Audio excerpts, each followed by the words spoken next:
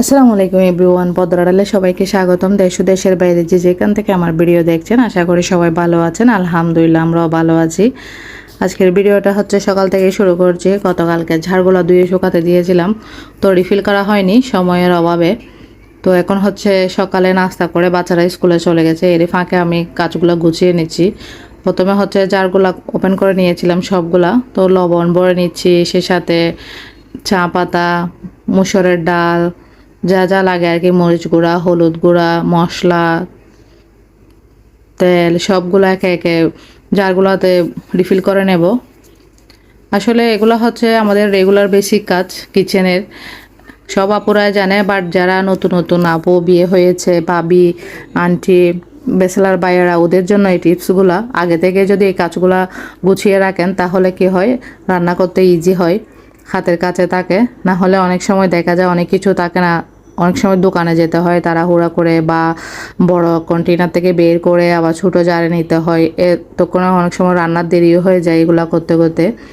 তো এই জন্য আগে থেকে যদি সব কাজ গোছানো থাকে, হাতের কাছে থাকে, তাহলে রান্না করতে একদম দেরি লাগে না, ঝটপটভাবে করা যায়। তো কথা বলতে বলতে সবগুলো জার রিফিল করা হয়ে গেছে। এখন জারগুলো আমি যে জায়গায় রাখি ওই জায়গাটা আগে থেকে পরিষ্কার করে রেখেছি, ওই জায়গায় রেখে দেবো এখন একটা একটা করে। এই যে রেখেও দিয়েছি, আমি আপনাদেরকে দেখাচ্ছি, কন্টেনারগুলো সব রেখে দিয়েছি এক জায়গায়। এখন হচ্ছে 10টার নাস্তা বানিয়ে নেব। সেমাইটা না খেতে আমার অনেক ভালো লাগে, সেটা পোলাও বা দুধের সাথে খেতে অনেক ভালো লাগে। সেমাইটা আমি এভাবে বানাই, প্রথমে আগে ভালো করে ভেঙে নিই চুলার মধ্যে, কারণ এভাবে ভেঙে যদি রান্না করা হয় না তাহলে একদম জড়জড়া থাকে, একটা একটার সাথে লাগে না, না হলে দেখা যায় একদম নরম হয়ে যায়, স্টিকি স্টিকি, খেতে ইচ্ছে করে না। তো ভেঙেও নিয়েছি, এখন চুলায় গরম পানি বসিয়ে দিয়েছি গরম পানিতে দেওয়ার জন্য।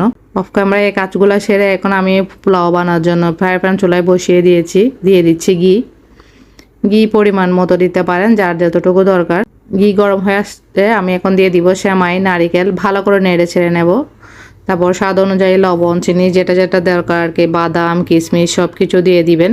রেডি হয়ে গেছে একদম পারফেক্টভাবে পোলাও। আমি অফ ক্যামেরায় কিশমিশ সব কিছু দিয়ে দিয়েছি, বাদামটা দেওয়া হয়নি কারণ বাচ্চারা তেমন একটা খেতে চায় না। এখন বসে নাস্তাটা করে নেব, যেহেতু বাইরে যাব, ঝটপটভাবে সব কিছু রেডি করে বাইরে যাচ্ছি। বাইরে একটু শপিং মলে এসেছিলাম, কিছু হিজাব, তারপর জুতা, আরও কিছু টুকটাক জিনিস কেনা দরকার ছিল মেয়ের, তো মেয়েকে নিয়ে এসেছি। তার পছন্দের হিজাবগুলো দেখতেছে, যেহেতু কলেজের জন্য ব্ল্যাক হিজাব দরকার। আমি বলতেছি দেখো কোনটা চয়েস হয়, তারপর নিয়ে নিবে ওই কালারের। তো একটা একটা দেখতেছি, বেশি দেখলে কি হয়, কোনটা নিব না কোনটা নিব তেমন অনেক সময় এরকমই হয়ে যায়। টুকটাক শপিং করা হয়ে গেছে। একটু রেস্টুরেন্টে এসেছিলাম, শর্মা অর্ডার করেছিলাম, বাবুকে নিয়ে গিয়েছিলাম সাথে, যার কারণে যা অবস্থা আর কি, নাজেহাল। আসার সময় ছোটো মেয়ের জন্য, আমার ছেলের জন্য বিরিয়ানি নিয়ে এসেছিলাম, বিফ বিরিয়ানি আর চিকেন বিরিয়ানি।